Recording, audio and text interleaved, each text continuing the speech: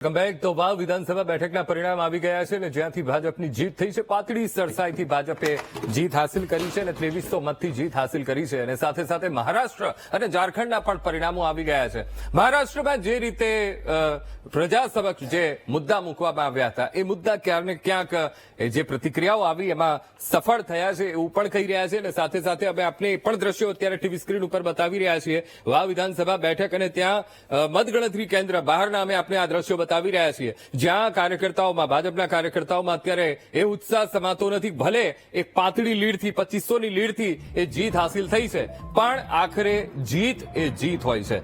આજ મુદ્દે આપણી સાથે પ્રગતિબેન આહિર કોંગ્રેસ નેતા આપણી સાથે જોડાઈ ગયા છે. આપણે પ્રગતિબેન મહારાષ્ટ્ર ઉપર ચર્ચા કરી રહ્યા હતા. વિદર્ભ જ્યાં મેક્સિમમ સીટો આવેલી છે અને ત્યાં લોકસભાના પરિણામો ઉપર નજર રાખીએ તો લોકસભામાં ત્યાં કોંગ્રેસે ખૂબ સારું એ પ્રદર્શન કર્યું હતું, પણ અત્યારે આખું જે અત્યારના જે વિધાનસભાના પરિણામો છે એકદમ બિલકુલ અલગ. ક્યાં કચાશ? ચોક્કસથી અંકુરભાઈ, એકદમ આશ્ચર્યજનક મારા માટે તો છે, કેમ કે જયારે લોકસભામાં અમે ગ્રાઉન્ડ ઉપર ગયેલા અને લોકસભામાં એ રિઝલ્ટ પણ આપેલું, જનતાનો જ જનાદેશ હતો એ પણ, અને એમાં જે રિઝલ્ટ આપેલું ને એ પછી, કેમ કે ત્યાં જુઓ ને તો મેં ઓલવેઝ ચેક કરેલું કે શરદ પવારજીનો પાવર ચાલી રહ્યો છે કે અજીત પવારજીનો ચાલી રહ્યો છે, લોકો કોને સપોર્ટ કરી રહ્યા છે.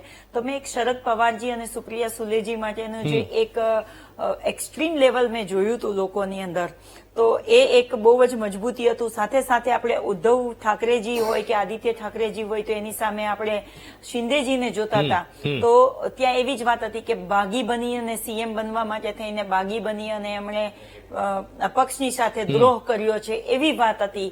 ને ઉદ્ધવ ઠાકરેજી માટેની એક રિસ્પેક્ટ લેવલ જે લોકોમાં આપણે જોતા હતા.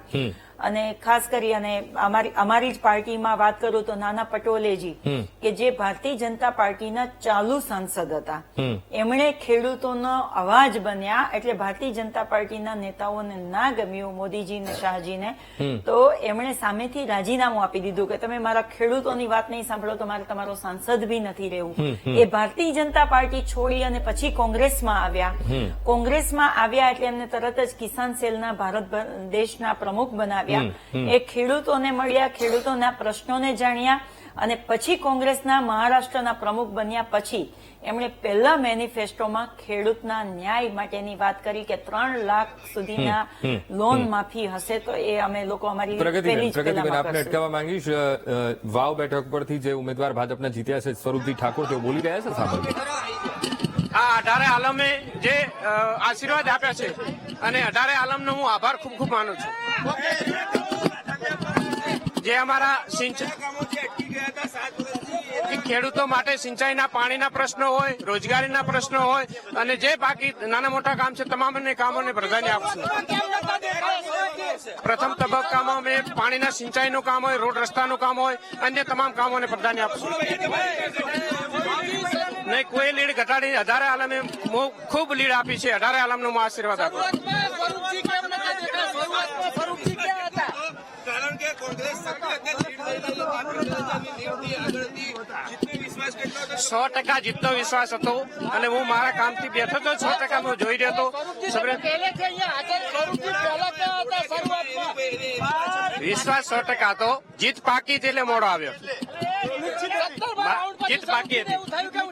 નહીં 100% પહેલેથી જ મેં તમને કહ્યું હતું કે મને ખબર હતી અને મને આત્માને વિશ્વાસ હતો અને મને ભરોસો હતો, તમામ 18 આલમ ઉપર ભરોસો હતો કે આ વખતે કમળને જીતાડશે. એ કમળ 18 આલમે જીતાડ્યું.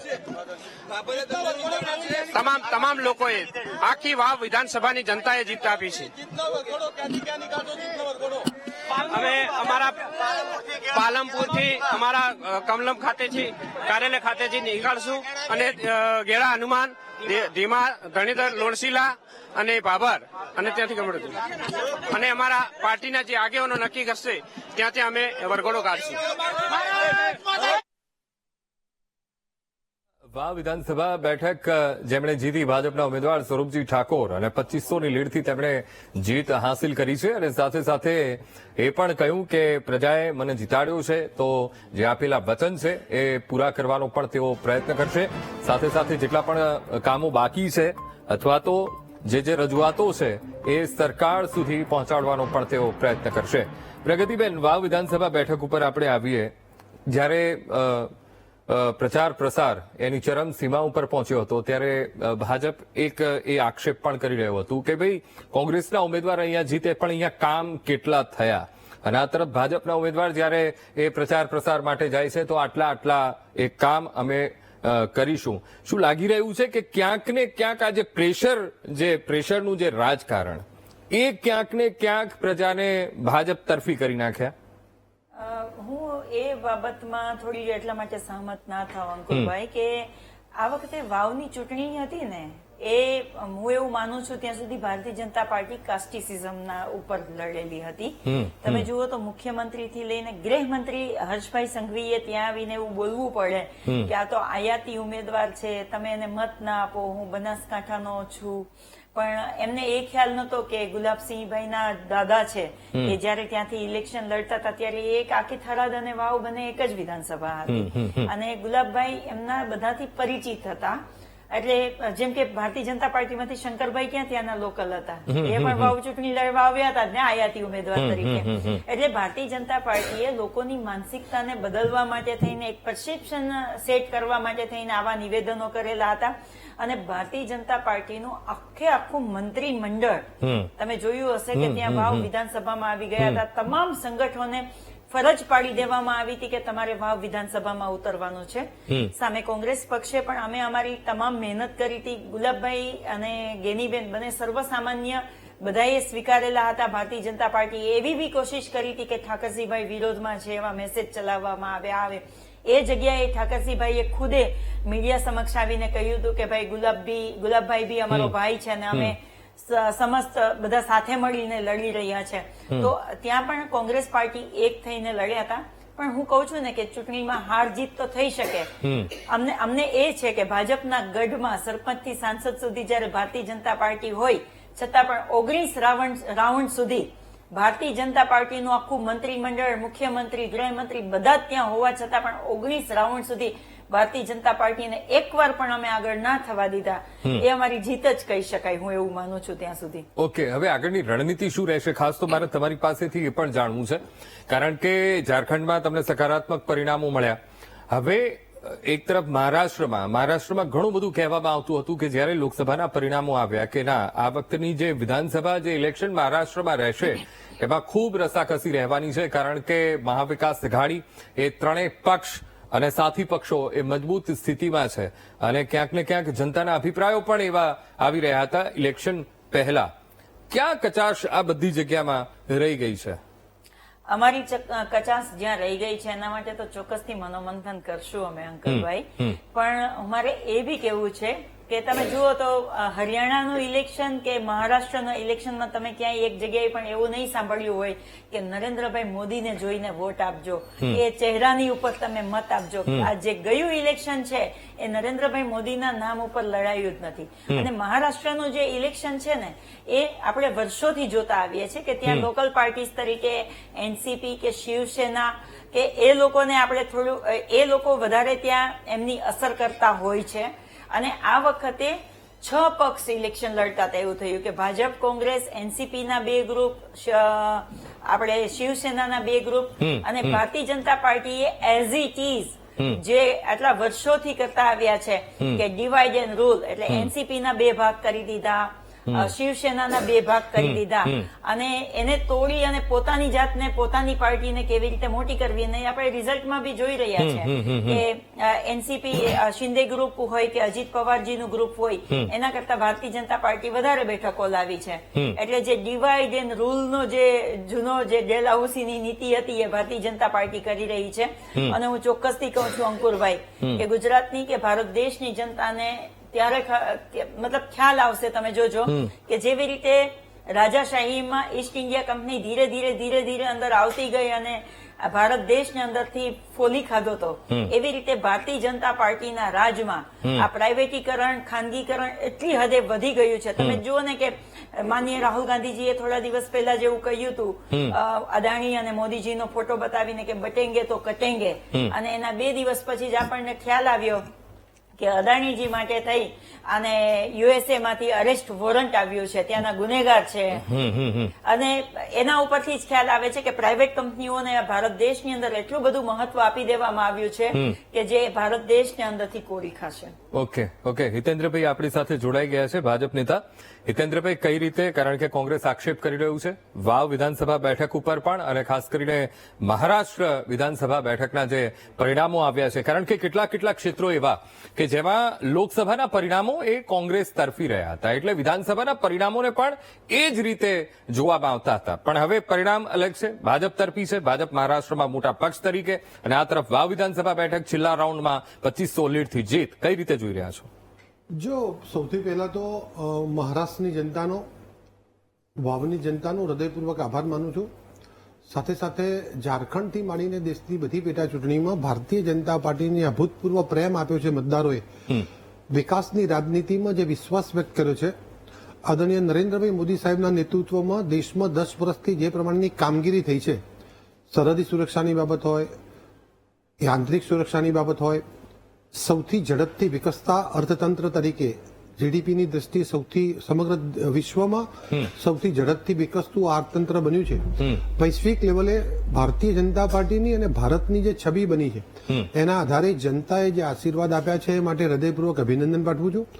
સાથે સાથે જે શાણપણ બતાવ્યું છે, તમે મહારાષ્ટ્રના પરિણામો જુઓ તો એ પરિણામોમાં અભૂતપૂર્વ વિજય, એટલે ક્યાંય પણ આગુ પાછું કરવાનો, ભૂતકાળમાં ભારતીય જનતા પાર્ટીને ભૂતકાળમાં પણ અમારી યુતિને સ્પષ્ટ બહુમતી હતી, પણ વિચારધારા છોડીને જે પ્રમાણે ભારતીય જનતા પાર્ટી સાથે દગો કરવામાં આવ્યો, મુખ્યમંત્રી પદની લાલચમાં જે થયું, તો જનતાએ એવા બધા લોકોને જવાબ આપી દીધો છે.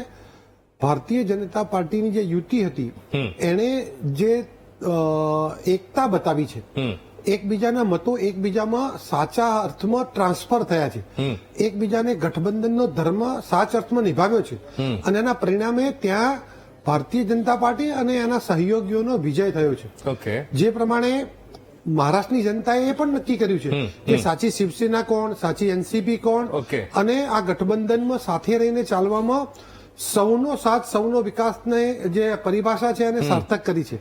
અહીંયા સામે કોંગ્રેસ પાર્ટીએ જે સગવડિયું ગઠબંધન કર્યું હતું, પણ મુખ્યમંત્રી બનવાની લાઈમાં અથવા વાયનાડ બચાવવાની લાઈમાં જે પ્રમાણે નેતાઓએ વાયનાડને ફોકસ કર્યું, અને અહીંયા પોતાની પાર્ટી મોટા પક્ષ તરીકે ઉપજે, પોતાનો મુખ્યમંત્રી બને એના માટે થઈ અને એક જ પાર્ટી પોતે જ વધારે સીટો જીતે, પોતાના મુખ્યમંત્રી માટે થઈને એ પોતાના મતો એ સહયોગી પક્ષોને નહીં આપીને એમને જે દ્રોહ કર્યો છે સહયોગીઓનો, આજે એમને એ પણ અનુભવાતો છે. આપણે આ સ્ક્રીન પર પણ જોઈ રહ્યા છીએ કે સૌથી મોટી પાર્ટી તરીકે મને લાગે છે કે ભારતીય જનતા પાર્ટી એકલા હાથે સૌથી વધારે ટોપેસ્ટ અંકુરભાઈ સીટો. એટલે હિતેન્દ્રભાઈ, મોટા ભાઈ બનવું હતું, તમે હવે મોટા ભાઈની ભૂમિકામાં આવી ગયા છો, અને 2019માં જે કંઈ પણ થયું, અને એના હવે તો પોસ્ટરે અત્યારે તો મુંબઈમાં પણ લાગી ગયા છે, મહારાષ્ટ્રમાં પણ લાગી ગયા છે કે હવેના મુખ્યમંત્રી કોણ. તો લાગી રહ્યું છે કે થોડો ગજગરા એ સર્જાશે અંદરો અંદર, કારણ કે પોસ્ટરો તો શરૂ થઈ ગયા છે લાગવાના. હું એ જ વાત કરતો હતો કે અમે સાચ અર્થમાં ગઠબંધનનો ધર્મ નિભાવ્યો, એટલે જ એક બીજી પાર્ટીના વોટો અમને કોમન મિનિમમ એજન્ડામાં ટ્રાન્સફર થયા, જે પરિણામો આપ જોઈ રહ્યા છો. સામે પક્ષે પણ ગઠબંધન હતું, અમારા કરતા જૂનું ગઠબંધન હતું, વર્ષોનું જૂનું કોંગ્રેસ એનસીપીનું ગઠબંધન હતું, તેમ છતાં પણ એકબીજાને મતો નહીં અપાવ્યા, એકબીજાને હરાવવાનો પ્રયાસ થયો. એટલે અહીંયા પણ અમે અમારો એનડીએનો જે ગઠબંધનનો ધર્મ છે નિભાવશું. ત્રણેય પક્ષો સાથે બેસીને, આખી એનડીએની ટીમ સાથે બેસી અને ચૂંટાયેલા પ્રતિનિધિઓના અવાજ પ્રમાણે અમારા નેતા નક્કી થશે. ભૂતકાળમાં થયું હતું એવું નહીં થાય, એટલા માટે કહું છું કે એ જે ભૂતકાળમાં ખોટું થયું હતું, જેને વિચારધારાનો દ્રોહ કર્યો હતો, જેને પોતાના પિતાની આઈડિયોલોજીનો એમના આત્માને દુઃખ પહોંચે એ પ્રમાણેનો નિર્ણય કર્યો હતો, એની સામે મહારાષ્ટ્રની જનતાએ જવાબ આપી દીધો છે. અને એટલે ફરીથી એવું દુঃસાહસ કોઈ નહીં કરે, અને સાથે મળીને ભારતીય જનતા પાર્ટીનું ગઠબંધન આગામી સમયમાં મહારાષ્ટ્રના વિકાસમાં શેરમોર વિકાસ થાય એવા પ્રયાસમાં રહેશે. જનતાએ જે આશીર્વાદ આપ્યા છે, જનતાએ જે વિશ્વાસ મૂક્યો છે, એ વિશ્વાસમાં ખરા ઉતરવાનો સાચ અર્થમાં પ્રયાસ થશે. સાથે સાથે વચનો તો બધા ખૂબ લોકોએ Okay. આપ્યા હતા, પણ વચનો ભારતીય જનતા પાર્ટી જ પૂરી કરે છે એવો જે વિશ્વાસ છે અને જે કહ્યું છે કરીને બતાવ્યું છે એને આધારે Okay. મહારાષ્ટ્રની જનતાએ પણ એની લોકસભાની જે ભૂલ છે હા. એ સુધારી લીધી છે. અચ્છા. એના માટે અમે મોટા બન્યા છે, અમારી જવાબદારી મોટી બની છે અને આવનારા સમયમાં મહારાષ્ટ્રના વિકાસમાં એમાં ક્યાંય પણ પાછી પાની ન Okay. થાય. જનતાની જે અપેક્ષાઓ છે એમાં ઉણા ના ઉતરી એની ખાતરી આપું છું. ઓકે પ્રગતિબેન શું કહેશો આમાં? અમે લોકોએ મેં કહ્યું ને કે અમે જનતા જનાદેશનો જે બી નિર્ણય છે એને શિરોમાન્ય માનીએ છીએ અને ક્યાંય પણ અમારી કચાશ હશે તો એ બાબતમાં જોશું. પણ હું હિતેન્દ્રભાઈની એ બાબત સાથે સહમત નથી કે કઈ સાચી એનસીપી કે કઈ સાચી શિવસેના છે. જો કદાચ લોકોએ એવું જ માની લીધું હોત તો લોકસભામાં જે અમને લોકોને જે પરિણામ મળ્યું, જે અમારી બેઠકો આવી છે એ આવી જ ના હોત. કેમ કે શરદ પવારજીને તો હું નહીં, કોઈ પણ કહેતા હોય કે ભલે આમ રાજનીતિમાં બધા કાંઈ પણ કહેતા હોય, પણ હું એવું માનું છે કે સાચા ચાણક્ય તરીકે શરદ પવારજીને તમામ પક્ષના લોકો છે એમને માને છે કે રાજનીતિનો એનો આટલા વર્ષનો અનુભવ છે એને પણ લોકો માને છે. એટલે સાચા એનસીપી તરીકે સુપ્રિયા સુલેજીની જીત થઈ છે. જો કદાચ સાચી એનસીપી કોણ એ પેલા નક્કી કરવું હોત તો અજીત પવારજીના વાઇફ છે એ સુપ્રિયા સુલેજીની સામે ઇલેક્શન લડી રહ્યા હતા અને એની કારનો પરાજય થયો હતો. તો સુપ્રિયા સુલેજીની જીત થઈ હતી. એટલે કઈ સાચી એનસીપી છે ને કઈ સાચી શિવસેના છે એ ત્યાંના લોકો સમજે જ છે. એટલે અને Okay. ઉદ્ધવ ઠાકરેજી અને આદિત્ય ઠાકરેજી માટે પણ લોકોની અંદર જે પ્રેમ છે, સ્નેહ છે એને અમે નજરે જોયેલો છે, અમે ત્યાં ગયેલા છે. અને રહી વાત અમારા ભાઈ હિતેન્દ્રભાઈ કરી રહ્યા છે કે ત્યાં કોંગ્રેસે પોતાની સીટો બચાવવા માટે થઈને એકબીજાની સાથે મળીને કામ નથી કર્યું. ક્યારેય પણ કોઈ પણ ગઠબંધનમાં એવી રીતે હોતું જ નથી. અમે બધાએ એકબીજાની સાથે મળીને કામ કર્યા હતા. એટલે જ તમને 400 ને પારની જે વાત કરતા હતા એ 300 ને પાર ના જવા દીધા. એટલા માટે જ અમે ગઠબંધનમાં એકબીજાના સપોર્ટથી એકબીજાની સાથે મળીને કામ કરી રહ્યા છે. અને હું એકવાર ચોક્કસથી તમને અંકુરભાઈ એ પણ કહીશ કે મેં Okay. જે વોટર ટર્નઆઉટની વાત કરી છે એના ઉપર પણ ધ્યાન દોરવું જોઈએ. આપણે કોંગ્રેસ પક્ષ તરીકે અમે ઇલેક્શન કમિશનનું પણ એ બાબતમાં ધ્યાન દોર્યું છે Okay. અને એના ઉપર પણ અમે આગળ હજી જે પણ થતું હશે એ પણ કરીશું.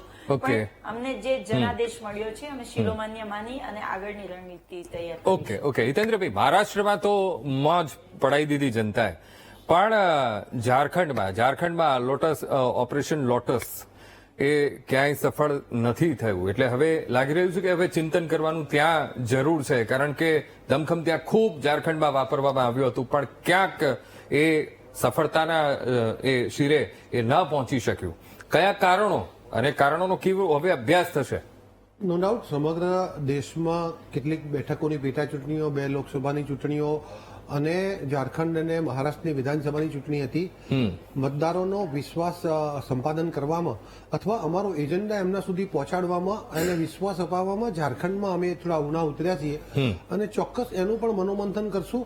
અને આવનારા સમયમાં ઝારખંડમાં અમારી ક્યાંક ક્ષતિ રહી ગઈ છે અથવા જનતાના હૃદય સુધી પહોંચવામાં અમે ક્યાં ઉના ઉતર્યા છે એની ચિંતા કરશું. અને ફરીથી મેં કીધું એ પ્રમાણે કે જનતા કોઈક વાર એ કોઈને કોઈ લાલચમાં અથવા કોઈને કોઈ ગેરસમજમાં કોઈ નિર્ણય કરતી હોય છે અને જનતાનો અધિકાર છે, જનતાની વિવેક બુદ્ધિ ઉપર એ કરે.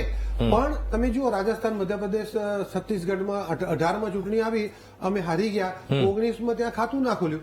તમે દિલ્હીની વાત કરો, તમે બિહારની વાત કરો, અહીંયા તમે હરિયાણાની વાત કરો, ત્યાં પણ અમે 50% આવી ગયા હતા અને બધા પોલિટિકલ પંડિતો ના પાડતા હતા અને ત્યાં ખૂબ થમ્પિંગ મેજોરિટીથી ભારતીય Okay. જનતા પાર્ટીએ સરકાર બનાવી. Okay. મહારાષ્ટ્રના તમે પોલ જુઓ, પોલ જુઓ, બધા પોલિટિકલ પંડિત જુઓ તો ખોટું જે વાત પડ્યું કરતા હતા તો બધા લોકોને મતદારોએ ખોટા પડ્યા છે. Okay. હું ફરીથી મતદારોને અભિનંદન એટલા માટે Okay. આપું છું કે એની વિવેક બુદ્ધિ સુધરી છે. ઓકે, એક મહત્વના અપડેટ. વિધાનસભામાં ભાજપની અત્યાર સુધીની સૌથી વધુ બેઠક ગુજરાત વિધાનસભામાં ભાજપનું સંખ્યાબળ વધી ગયું છે. ભાજપનું સંખ્યાબળ હવે 162 થઈ ગયું છે.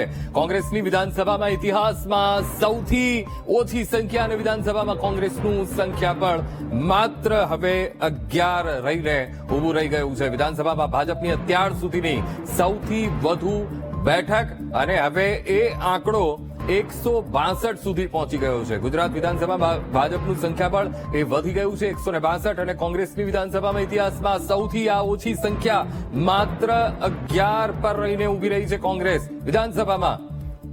તો વાવ વિધાનસભા બેઠકના પરિણામ અને એ પરિણામો જેમાં ભાજપે જીત હાસિલ કરી છે, 2500 લીડથી જે જીત હાસિલ કરી છે અને સ્વરૂપજી ઠાકોરને જીત આપી છે અને સાથે સાથે તેમણે પ્રતિક્રિયા પણ આપી અને સાથે એ પણ કહ્યું જે પણ કામો છે એ કામો પૂરા કરવામાં આવશે અને જેટલા પણ વાયદા વચન કરવામાં આવ્યા છે એ વાયદા વચન પણ પૂર્ણ કરવામાં આવશે. જીતેન્દ્રભાઈ, આ તરફ સંખ્યાબળ હવે વિધાનસભામાં વધી રહ્યું છે, 162 હવે થઈ ગયું છે વાવ વિધાનસભા બેઠક, પણ જીત છે બહુ એ પાતળી સરસાઈ 2500ની, તો શું ત્યાં પણ હવે એ મનોમંથન કરવામાં આવશે? ઘણા બધા કામો હજુ ત્યાં એ સરહદી જે ગામડાઓ છે ત્યાં પણ કરવાના બાકી છે. લાગી રહ્યું છે કે ત્યાં સુધી પણ હવે પહોંચવું પડશે. જીત આપી છે પણ સાથે સાથે હવે જવાબદારી પણ આપી છે. મેં અગાઉ કહ્યું હતું એ પ્રમાણે મોટા ભાઈ તરીકે અથવા મોટી સંખ્યા તરીકે જ્યારે આપણે જવાબદારીમાં આવીએ છીએ ત્યારે હું સભાનપણે કહું છું કે સત્તામાં નહીં જવાબદારીમાં આવીએ છીએ ત્યારે હું ખાતરી આપું છું કે જે પ્રેમ અને હુંફ, જે લાગણી ભારતીય જનતા પાર્ટીના ઉમેદવારને આપી છે, જે વિશ્વાસ અમારા શીર્ષ નેતૃત્વ પર મૂક્યો છે, રાષ્ટ્રવાદી વિચારધારાને જે સમર્થન આપ્યું છે, એના માટે અમારી જવાબદારી વધી જાય છે. ખાસ કરીને બનાસકાંઠા જિલ્લો જે વાવ, સુઈગામ, રાધનપુર, સાતલપુર, વારાહી, આ બધો પટ્ટો છે, બોર્ડર છે અને પાકિસ્તાન સાથેની સરહદનો વિસ્તાર છે.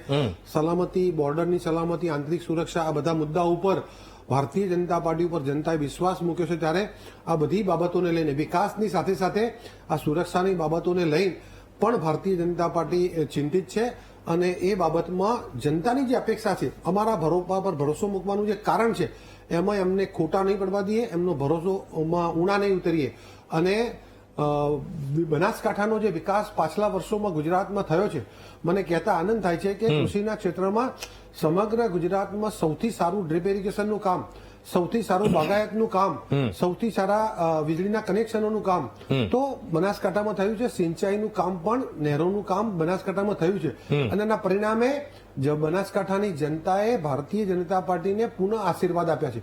ક્યાંક ને ક્યાંક આ વખતે ત્રિપાખીયો જંગ હતો અને કેટલાક સમીકરણોને આધારે અમારી લીડ નો ડાઉટ પાતળી થઈ છે, પણ જનતાએ જે આશીર્વાદ આપ્યા છે, કદાચ આ પરિણામ અમારી તરફેણમાં ન પણ આવ્યું હોય તો પણ ગુજરાતમાં ભારતીય જનતા પાર્ટીની સરકારને અગાઉ આશીર્વાદ મળેલા છે. પાછલી પેટા ચૂંટણીમાં પણ 5 બેઠકો પર અમને આશીર્વાદ મળેલા હતા અને એટલા માટે મત આપે કે ના આપે, ભારતીય જનતા પાર્ટીના પ્રત્યેક મતદારે, અમારે એક મતદારે ત્યાં મત આપ્યો છે, એના માટે સંતુલિત વિકાસ થાય અને સૌનો સાથ સૌનો વિકાસનું અમારું જે મંત્ર છે એ સાર્થક કરવાની દિશામાં અમે ચોક્કસ પ્રયાસ કરીશું. પુનઃ વાવની જનતાનો જે સભાનપણે નિર્ણય કર્યો છે અને કેટલાક જ્ઞાતિ જાતિ પંથ પ્રાંત ભાષાથી ઉપર મત આપ્યા છે એ માટે હૃદયપૂર્વક આભાર માનું છું. ઓકે પ્રગતિબેન, જે રીતે હવે વિધાનસભામાં સીટો માત્ર ને માત્ર હવે સંખ્યાબળ 11માં રહી ગયું છે અને ખૂબ ઓછું આ સંખ્યાબળ છે, નથી લાગી રહ્યું કે હવે ચિંતન નહીં પણ હવે ચિંતનની સાથે સાથે ચિંતા પણ કરવી પડશે અને સાથે સાથે એક નીતિ બનાવવી પડશે અને નીતિ પ્રમાણે આગળ ચાલવું પડશે, પ્રજાની સાથે પ્રજાના હૃદય સુધી પહોંચવાનો પ્રયત્ન કરવો પડશે?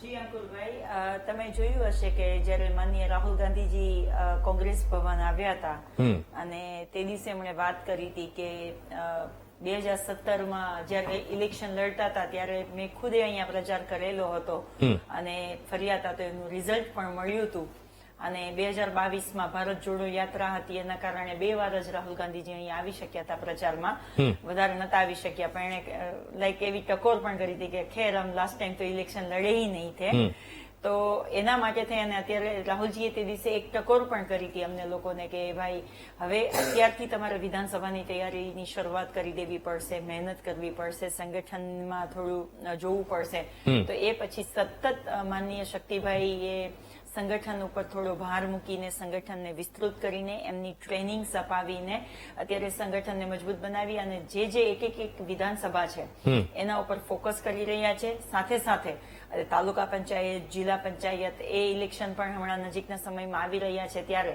એના માટે ટ્રેનિંગો, શિબિરો જે પણ થતું હોય એના માટે શક્તિભાઈએ ભાર મૂક્યો છે અને ખાસ કરી અને અમિતભાઈ ચાવડા અત્યારે જે જિલ્લા લેવલે એમાં પણ નીચે જઈ અને તાલુકાઓ સુધી જે જનમંચનો પ્રોગ્રામ કરી રહ્યા છે, ત્યાં જનતાને, ત્યાં નેતાઓને નહીં બોલવાનું પણ જનતાએ એમના પ્રશ્નો કહેવાનો, જનતાએ એમની વાત રાખવાની, એ જનમંચ પ્રોગ્રામ દ્વારા પણ અમે લોકોની વચ્ચે જઈ રહ્યા છે.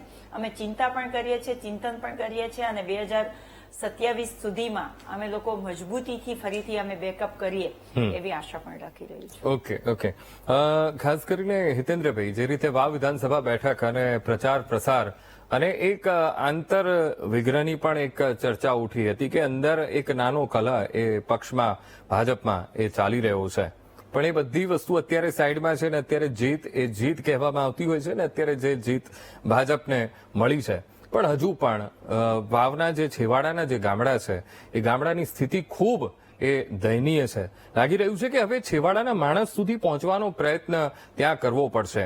નળ નાખી દેવામાં આવ્યા છે પણ હજુ પાણી એ જગ્યા ઉપર પહોંચ્યું નથી. ક્યાંક તો એવી પણ સ્થિતિ છે કે ત્યાં વીજળી પણ નથી. અંકુરભાઈ, મેં મારી અગાઉની વાતમાં જ કીધું કે સમગ્ર ગુજરાત અને બનાસકાંઠાને જોડીએ તો બનાસકાંઠાનો વિકાસ પાછલા દશકામાં જે થયો છે, આજે સૌથી વધારે બાગાયતનો નિકાસ કરતો જો કોઈ જિલ્લો હોય તો એ બનાસકાંઠા છે. આજે ડ્રીપ ઇરિગેશનનું કામ સમગ્ર દેશમાં 10% છે, ગુજરાતમાં 23-24% છે. ગુજરાતમાં ડ્રીપ ઇરિગેશન જેટલું કામ થયું છે એમાંથી 25% કામ માત્ર બનાસકાંઠામાં થયું. તમે બનાસકાંઠામાં આજે પણ આવો તો સ્પ્રિંકલર ઇરિગેશનથી ઉનાળામાં પણ બાજરીનો પાક લેવાય અને એ પ્રમાણેની રિવોલ્યુશન ત્યાં તમે જુઓ તો ખેતીવાડીના ક્ષેત્રમાં જે જોઈ રહ્યા છો ત્યાં કેનાલોથી જે પાણી પહોંચ્યું છે અને એ પાણીનો પણ સારો ઉપયોગ થાય અને ડ્રીપના માધ્યમથી એને મલ્ટીપ્લાય કરવામાં આવે. આજે બનાસકાંઠાનું દાડમ આંતરરાષ્ટ્રીય બજારમાં વેચાઈ રહ્યું છે એવી સ્થિતિ બની છે. તો ખૂબ ખયું છે. તમે વાત કરી એ પ્રમાણે થોડું બાકી પણ હશે તો એ દિશામાં પણ આપના માધ્યમથી અને ત્યાંના કાર્યકર્તાઓ જનતાના માધ્યમથી જે સૂચન થશે એ ઘણી બધી યોજનાઓ અમારી પાણીની તળાવો ભરવાની પાઇપલાઇનમાં છે, કેટલીક મંજૂર થયેલી છે, કેટલાકના પાણી પહોંચવાના છે. કુદરતની મહેરબાની થઈ છે, આ વખતે ડેમો પણ ભરાયેલા છે. તો આગામી સમયમાં વીજળીના કનેક્શનો પણ આપ્યા છે, કેનાલનું પાણી પણ આપશું, ડ્રીપ ઇરિગેશનની સબસિડી પણ આપશું, 0% વ્યાજે ધિરાણ પણ આપશું અને બનાસકાંઠામાં જે ખૂટે છે એ પૂરું કરવાનો અમે પ્રયાસ કરશું. ઓકે, હિતેન્દ્રભાઈ, પ્રગતિબેન, આપ અમારી સાથે ચર્ચામાં જોડાયા એ બદલ આપનો ખૂબ ખૂબ આભાર. તો એક મહત્વના અપડેટ છે. વાવ બેઠક ઉપર જીત અંગે સ્વરૂપજી ઠાકોરે પોતાનું નિવેદન આપ્યું. સ્વરૂપજી ઠાકોરે કહ્યું કે તમામ સમાજનો તેમણે આભાર વ્યક્ત કર્યો છે અને વાવ બેઠકની જીત એ 18 આલમની જીત છે. ત્યારે સ્વરૂપજી ઠાકોરે કહ્યું કે અમને જીતનો વિશ્વાસ હતો જ. સિંચાઈ પાણીના પ્રશ્ને કામ કરવાની પણ તેમણે ખાતરી આપી. શું કહ્યું તેમણે, આવો સાંભળીએ.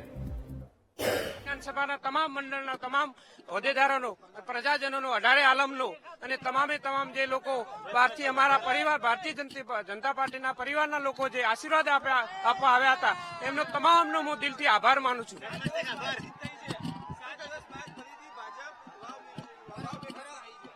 આ 18 આલમે જે આશીર્વાદ આપ્યા છે અને 18 આલમનો હું આભાર ખૂબ ખૂબ માનું છું. જે અમારા ખેડૂતો માટે સિંચાઈના પાણીના પ્રશ્નો હોય, રોજગારીના પ્રશ્નો હોય અને જે બાકી નાના મોટા કામ છે તમામને કામોને પ્રાધાન્ય આપશું. પ્રથમ તબક્કામાં અમે પાણીના સિંચાઈનું કામ હોય, રોડ રસ્તાનું કામ હોય, અન્ય તમામ કામોને પ્રાધાન્ય આપશું. નહીં કોઈ લીડ ઘટાડી 18 આલમે ખૂબ લીડ આપી છે. 18 આલમનો હું આશીર્વાદ આપું.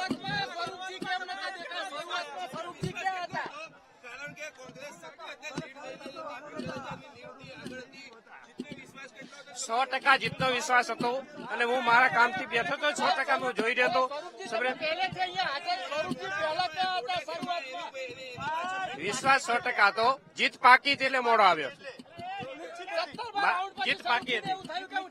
નહીં 100% પહેલેથી જ મેં તમને કહ્યું હતું કે મને ખબર હતી અને આત્માને વિશ્વાસ હતો અને મને ભરોસો હતો, તમામ 18 આલમ ઉપર ભરોસો હતો કે આ વખતે કમળને જીતાડશે. એ કમળ 18 આલમે જીતાડ્યું.